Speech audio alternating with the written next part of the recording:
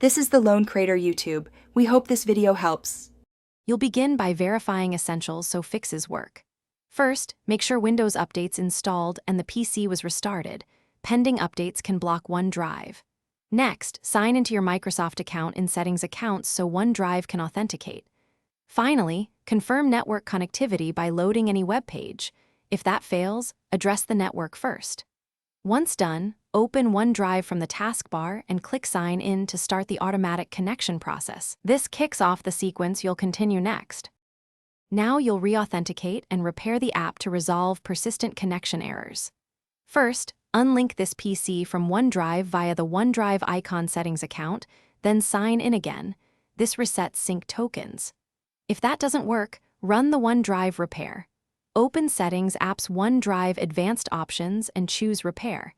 It preserves files but refreshes files associations. Also clear stale login items in Credential Manager by removing Microsoft or OneDrive entries. To finish, perform a full reset if the repair didn't fix it. Run the reset command for OneDrive from the Run box, wait a few minutes, then start OneDrive manually and sign in. Re-add folders to sync and watch for the blue sync icons and green completed marks to confirm success.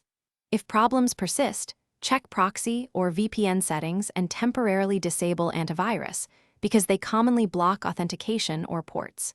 If you still see errors, note the exact error message for targeted troubleshooting.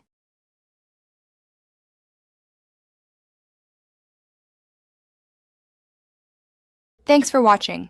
Consider subscribing if we helped you.